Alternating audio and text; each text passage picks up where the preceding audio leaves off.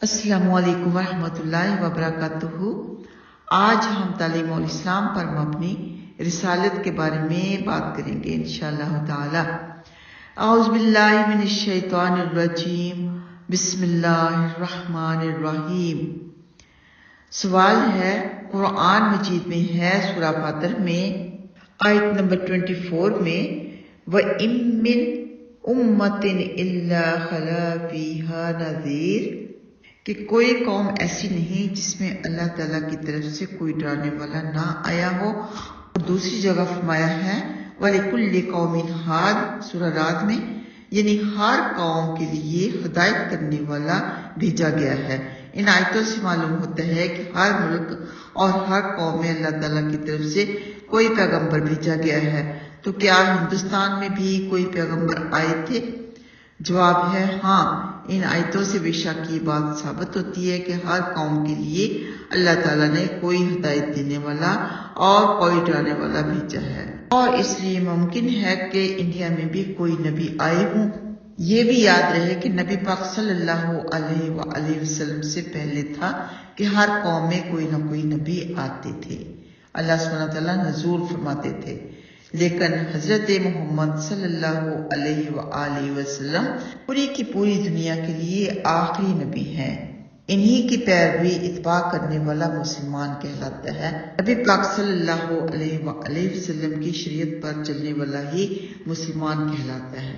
آگے سوال ہے، کیا یہ کہہ سکتے ہیں کہ ہندوؤں کے پیشوا جیسے کرشن جی اور رام چندر جی وغیرہ اللہ تعالیٰ کے پیغمبر تھے؟ جواب ہے نہیں کہہ سکتے، کیونکہ پیغمبری ایک خاص عہدہ تھا جو اللہ تعالیٰ کی طرف سے اس کے برگزیدہ اور خاص بندوں کو عطا فرمایا جاتا تھا۔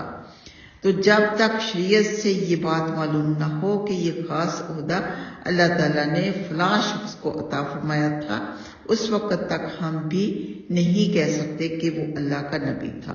اگر ہم بلا دلیل شرعی صرف اپنی رائے سے کسی شخص کو پیغمبر سمجھ لیں اور فی الواقعہ وہ پیغمبر نہیں تھا، تو اللہ تعالیٰ کے حضور میں ہم سے اس غلط عقیدے کا مواخذہ ہوگا، یعنی پکڑ ہوگی۔ یوں سمجھیں کہ اگر آپ صرف اپنے خیال سے کسی شخص کو سمجھ لیں کہ وہ بادشاہ کا نائب یعنی گورنر جنرل ہے اور وہ فی الواقعہ گورنر جنرل نہ ہو، تو آپ حکومت کے نزدیک مجرم ہوں گے کہ ایک ایسے شخص کو جسے بادشاہ نے گورنر جنرل وغیرہ نہیں بنایا ہے، آپ نے گورنر جنرل مان کر بادشاہ کی طرف ایک غلط بات کی نسبت کی۔ پس گزشتہ لوگوں میں سے ہم خاص طور پر انہیں بزرگوں کو پیغمبر کہہ سکتے ہیں جن کا پیغمبر ہونا شریعت سے ثابت ہو اور قرآن مجید یا حدیث شریف میں ان کو پیغمبر بتایا گیا ہو۔ ہندوؤں یا قوموں کے پیشواؤں کے متعلق ہم زیادہ سے زیادہ اس قدر کہہ سکتے ہیں کہ اگر ان کے عقائد اور اعمال درست ہوں اور ان کی تعلیم آسمانی تعلیم کے خلاف نہ ہو اور انہوں نے خلقی اللہ تعالیٰ کی ہدایت اور رہنمائی کا کام بھی کیا ہو، تو ممکن ہے کہ وہ نبی ہوں، مگر یہ کہنا کہ وہ یقیناً نبی تھے بے دلیل بات اور اٹکل کا تیر ہے۔ آگے سوال ہے، حضور رسول صلی اللہ علیہ وآلہ وسلم حضرت محمد صلی اللہ علیہ وآلہ وسلم کے متعلق کیا عقیدے رکھنے چاہیے؟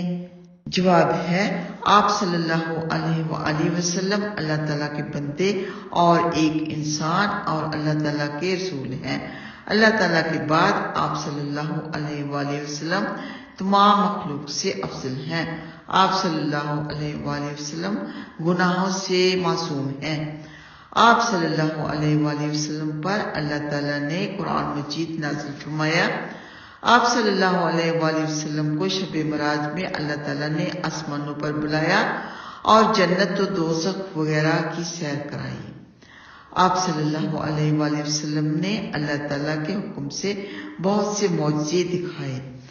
آپ اللہ تعالیٰ کی بہت زیادہ عبادت اور بندگی کرتے تھے۔ آپ کے اخلاق و عادات نہایت اعلیٰ درجے کے تھے۔ آپ کو اللہ تعالیٰ نے بہت سی گزشتہ اور آئندہ باتوں کا علم عطا فرمایا تھا جن کی آپ صلی اللہ علیہ وآلہ وسلم نے اپنی امت کو خبر دی۔ آپ کو اللہ تعالیٰ نے تمام مخلوق سے زیادہ علم عطا فرمایا تھا، لیکن آپ عالم الغیب نہیں تھے، کیونکہ عالم الغیب ہونا صرف اللہ تعالیٰ ہی کی شان اور اس کی خاص صفت ہے۔ آپ صلی اللہ علیہ وآلہ وسلم خاتم النبیین ہیں کہ آپ کے بعد کوئی نیا نبی نہیں ہوگا۔ ہاں، صرف حضرت عیسیٰ علیہ السلام جو پہلے زمانے میں پیغمبر ہیں آسمان سے اتریں گے اور اسلامی شریعت کی پیروی کریں گے۔ آپ صلی اللہ علیہ وآلہ وسلم انسانوں اور جنات سب کے لیے رسول ہیں۔ آپ صلی اللہ علیہ وآلہ وسلم قیامت کے روز اللہ تعالیٰ کی اجازت سے گنہگاروں کی شفاعت کریں گے۔ اسی وجہ سے حضور پاک صلی اللہ علیہ وآلہ وسلم کو شفیع المذنبین کہتے ہیں، اور اللہ تعالیٰ حضور پاک صلی اللہ علیہ وآلہ وسلم کی شفاعت قبول بھی فرمائیں گے۔ آپ صلی اللہ علیہ وآلہ وسلم نے جن باتوں کا حکم دیا ہے ان پر عمل کرنا، اور جن سے منع کیا ہے ان سے باز رہنا، اور جن واقعات کی خبر دی ہے ان کو اسی طرح ماننا اور یقین کرنا امت پر ضروری ہے۔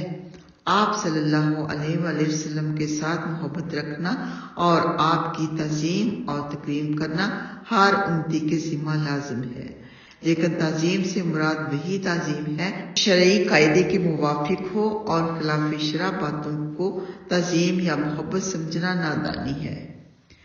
آگے سوال ہے، معصوم ہونے سے کیا مراد ہے؟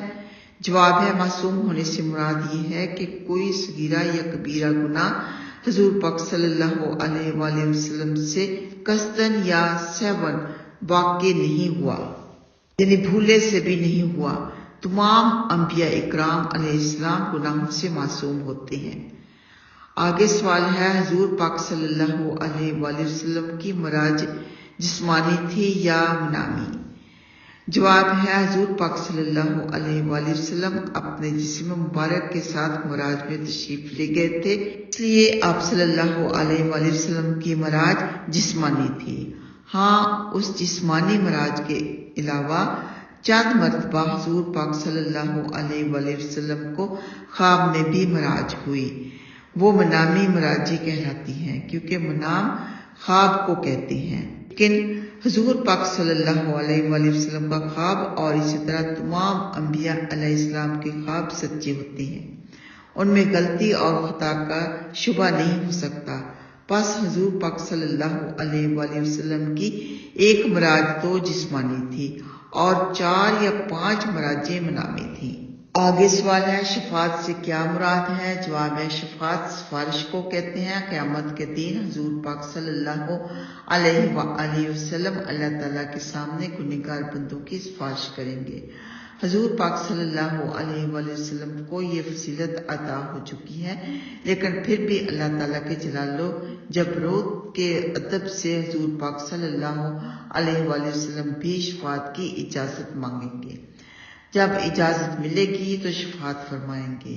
حضور پاک صلی اللہ علیہ وآلہ وسلم کے علاوہ اور انبیاء اکرام اور اولیاء، شہداء وغیرہ ہم بھی شفاعت کریں گے، لیکن بلا اجازت کوئی شخص شفاعت نہ کر سکے گا۔